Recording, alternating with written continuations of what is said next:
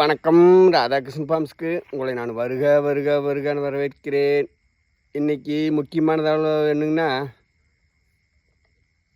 மாடு கன்று வியாபாரமெல்லாம் இல்லை, ஐயப்பனோட ஒரு சின்ன ஒரு மாலை போடுறது எப்படி என்ன பாருங்க, என்னோடய அனுபவத்தில் கொஞ்சம் சொல்கிறேன், அதை கேளுங்க.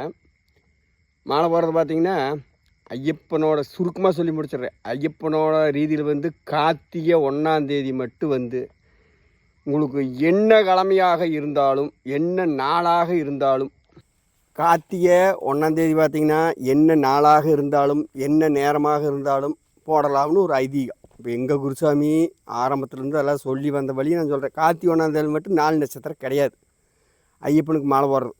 ஆனால் மற்ற நாள் வந்து இப்போ எதுக்கு இந்த தகவல் சொல்கிறேன்னா, எங்கள் ஊரில் பார்த்திங்கன்னா கார்த்திகை அன்னைக்கு மாலை போடுறதுக்கு நிறையா சாமிகள் தயாராக இருக்கிறாங்க. நம்ம அதை ஒன்றும் தப்பு சொல்லலை, நம்ம அதை ஒவ்வொருத்தரும் சொல்ல முடியாது. என்னோடய வீடியோ பார்க்குற சாமி இருக்காங்க, அதனால் புரிஞ்சுக்கிற புரியிட்டு நீங்கள் ஏதாவது நம்ம வீடியோ பார்க்குறவங்களுக்கு ஏதாவது உபயோகம்னாலும் எடுத்துக்கோங்க, ஒன்றும் தப்பு இல்லை. என்னை பொறுத்தளவுக்கு என்னங்கன்னா, கரிநாள் அன்னைக்கு மாலை போடக்கூடாது. பெரிய கார்த்திகை அன்னைக்கு பார்த்திங்கன்னா கரிநாள் வருது. அது அண்ணாமலைக்கு தேவைமாத்துறது வந்து அது வெறி வேத விற்பனர்கள்லாம் பண்ணுறது அது சாயங்கால டைம் தான் கார்த்திகிலே வருது. இவங்க கார்த்திகை அன்னைக்கு பார்த்திங்கன்னா காலையிலே ஓட்டுக்குவாங்க மாலை. அப்போ கார்த்திகை வரல, கார்த்திகை பார்த்திங்கன்னா சாயங்காலம் புதன்கிழமை அன்னைக்கு 4:47 வரைக்கும் பரணி இருக்குது. அதுக்கப்புறம் தான் கார்த்திகைலே வருது. ஆனால் இது புதன்கிழமை அன்னைக்கு காலையிலேயே கார்த்திகை அன்னைக்கு பெரிய கார்த்திகைக்கு மாலை போடுறோன்னு போட்டுக்கோம். அன்னைக்கு வந்து கரிநாள். கரிநாள் அன்னைக்கு என்னோடய அனுபவத்தில் சொல்கிற கண்டிப்பாக போடக்கூடாது. அதுக்கு மூர்த்த நாளாக தான் வேணும் அப்படிங்கிறது கிடையாது. கெட்ட நாளாக இல்லாமல் இருக்கணும். இறைவனுக்கு மனுஷன் செய்கிற பணி. அதனால் பார்த்திங்கன்னா நாங்களாம் ஒரு தடவை குருசாமிகிட்ட ஒரு 10 கிலோமீட்டர் போவேணும். அவர்கிட்ட போய் இப்படி இதே பெரிய கார்த்திகைக்கு போய் கரிநாள் அன்றைக்கி வந்து அவர் நின்றுட்டாருன்னா, பெரிய கார்த்திகையில் நீங்கள் வந்திருக்கிறீங்க ஆனால் கரிநாள் இருக்குதுன்னு என்ன பண்ணுறதுன்ட்டார்.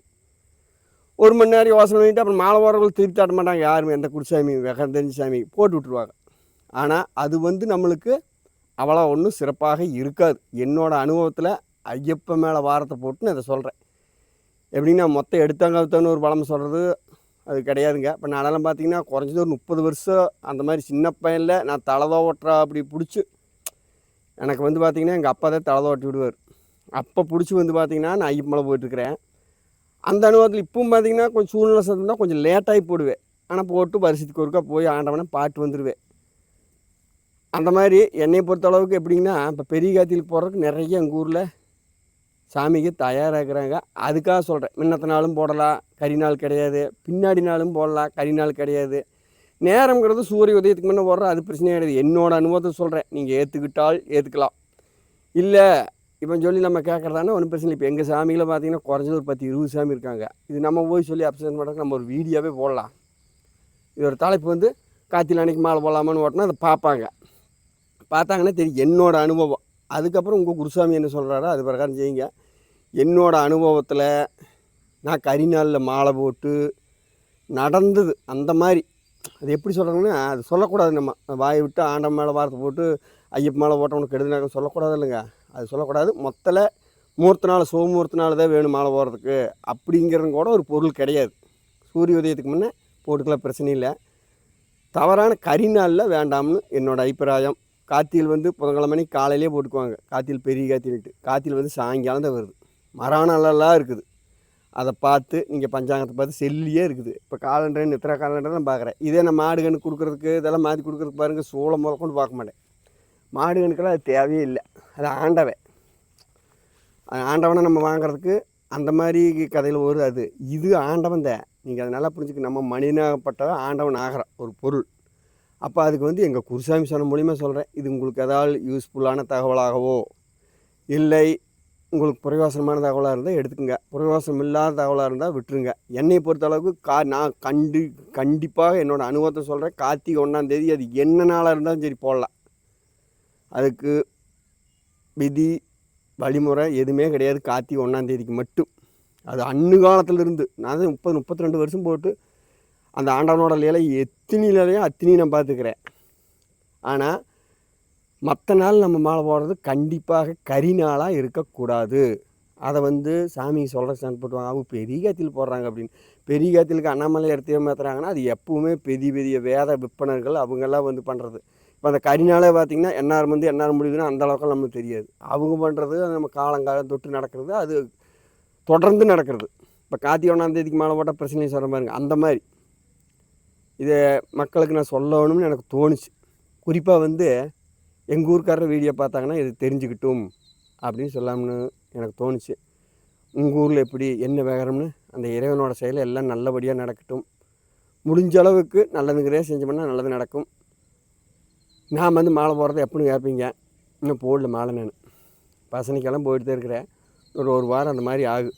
அது எப்படின்னு இறைவன் ஒரு வழி வர்றாரா. அன்றைக்கி இப்படி தான் முகூர்த்த நாளுங்கிறது தேவையில்லை. உங்களுக்கு எப்படி சொல்கிறது,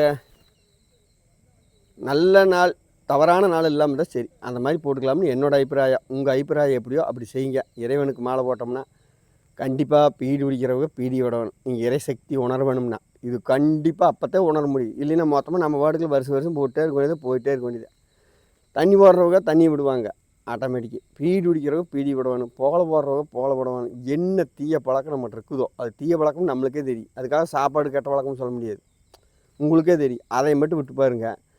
நம்ம எத்தனை நாள் விரதம் நம்மளால் முடிஞ்சு இருக்கிறோமோ அதுக்கு இறைவன் அந்த ஐயப்பன் சபரிமலை ஆண்டவன் எத்தனை ஆயிரம் கூட்டம் வந்தாலும் நம்மளுக்கு கொடுக்குற காட்சியை கண்டிப்பாக கொடுப்பாருன்னு என்னோடய அபிப்பிராயம்.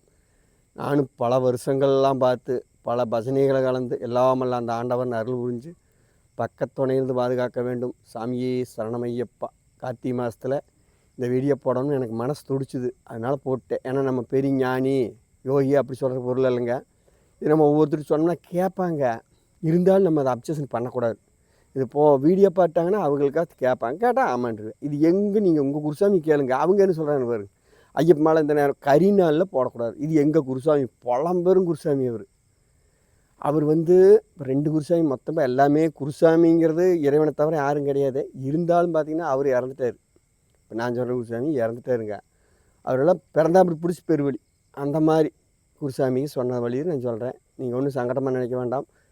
அந்த ஐயப்பனோட அருளால் உங்களோட துன்பம் எல்லாம் மறைஞ்சு இன்பமாக பெருகி அந்த கார்த்திகை மாதம் முடிகிறதுக்குள்ள உங்கள் கஷ்டங்கள்லாம் தீர்ந்து அந்த ஐயப்பா அருள் புரிய வேண்டுமாய் கேட்டுக்கொள்கிறோம். சாமியே சரணம் ஐயப்பா.